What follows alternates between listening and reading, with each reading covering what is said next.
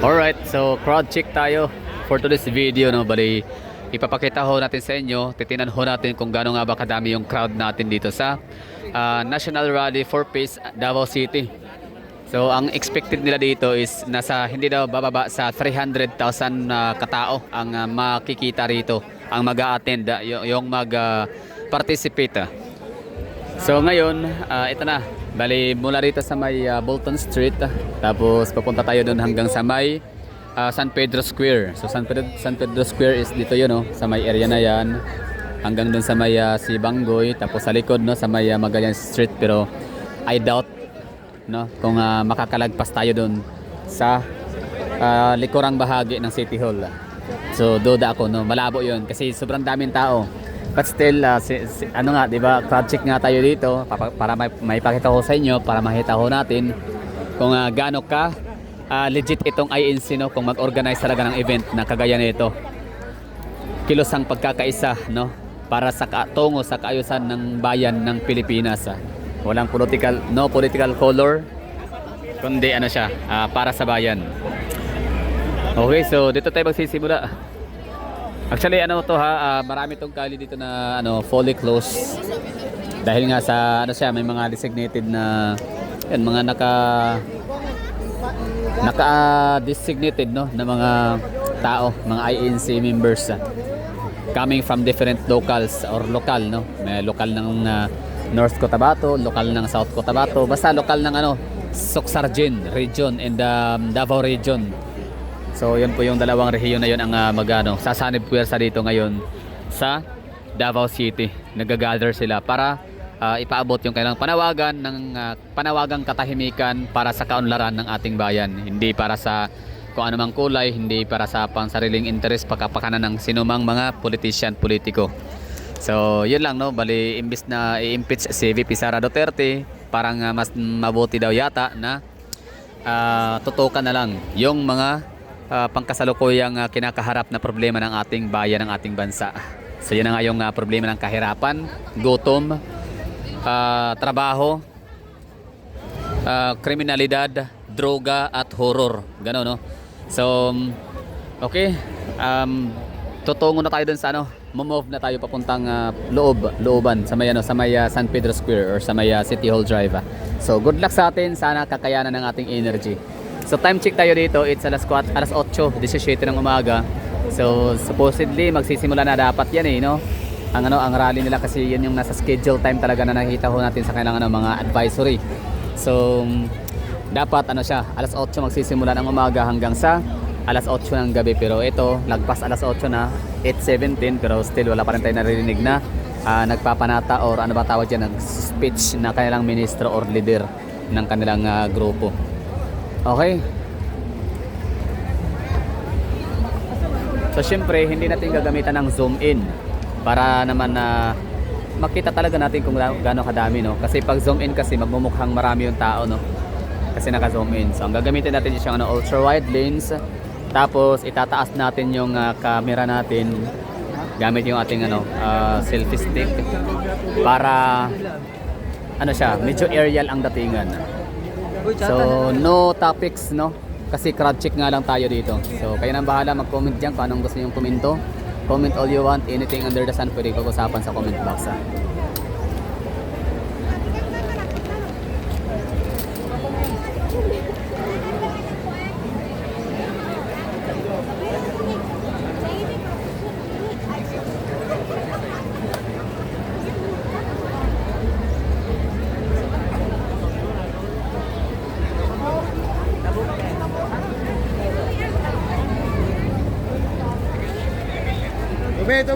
So kung napapansin nyo rito, ang mga tao labas-pasok, no?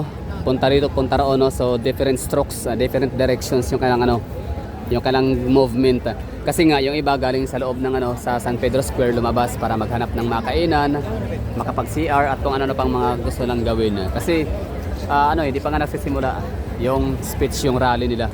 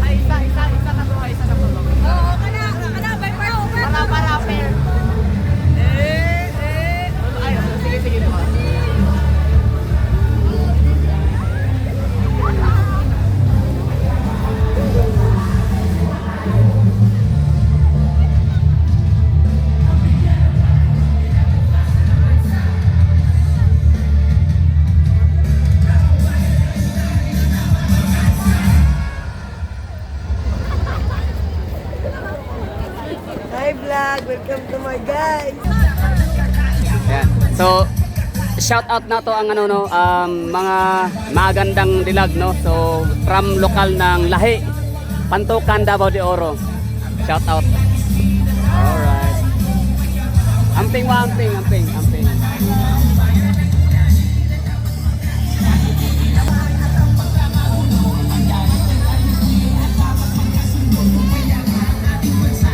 So, shout out ulit no, lokal ng Lahi. Pantukan, Davao de Oro.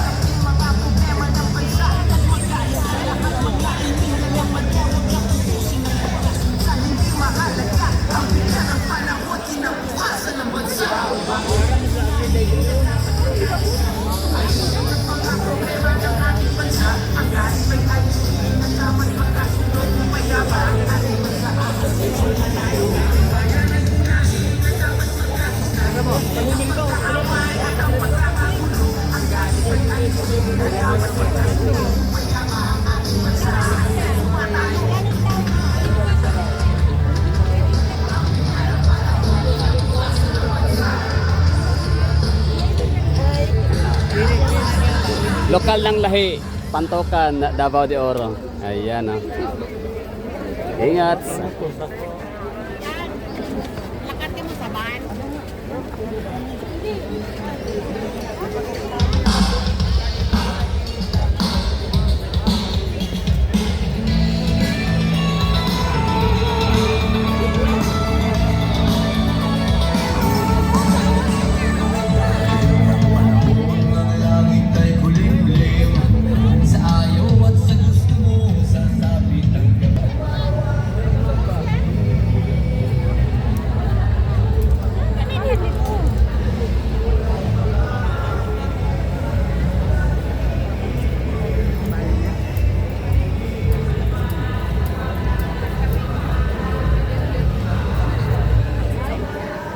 Sir James, dahil sa kanan, pwede na may padala mo nebulizer.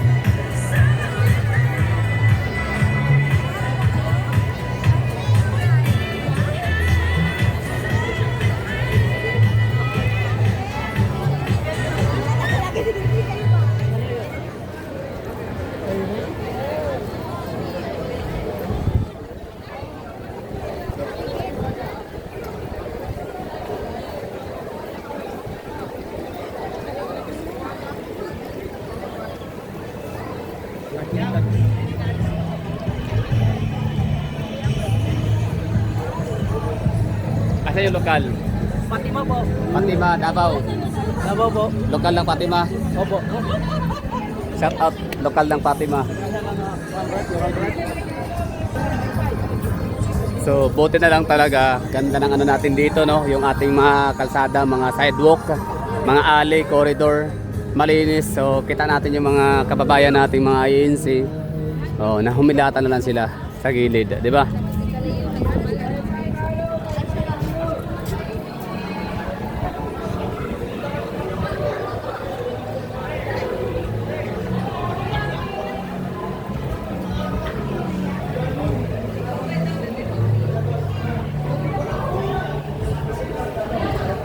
Okay. So, ano sa tingin niyo yung crowd check natin? Okay ba? 'Di ba? Legit, no? So, the best talaga tong ano ay INC paggagawa ng ganitong event. So, talaga nga tunay na pagkakaisa. Kita niyo naman, 'di ba? Kulang na lang dito mga ano no, mga batang maliliit, no? Kaso nga lang, hindi pwede mga batang maliliit dito kasi syempre delikado, no? So, kita niyo mga ano lang, mga teenager, marami din dito. So, indeed, pagkakaisa talaga tong ano, INC.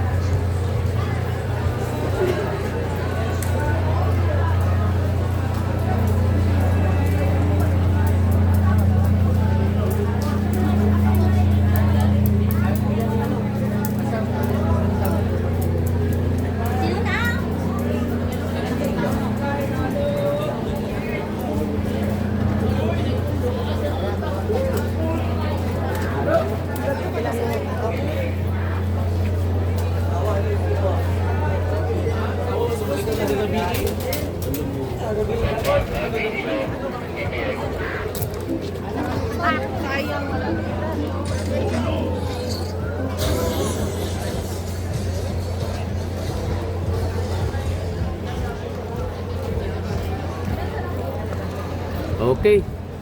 Nandito na tayo sa pinakadulo, no? Quirino Avenue.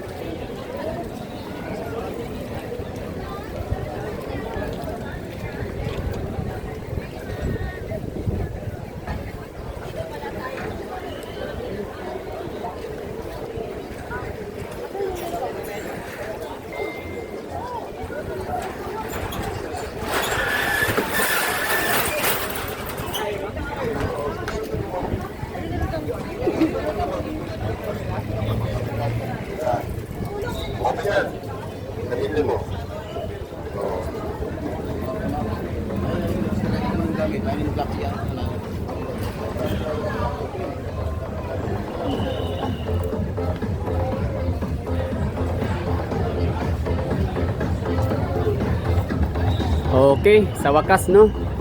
Tapos na tayo.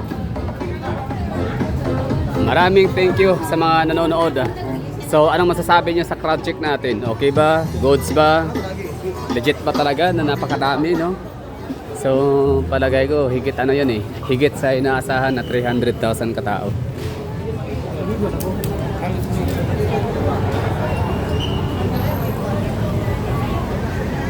Okay. So, dito tayo sa May Quirino Avenue.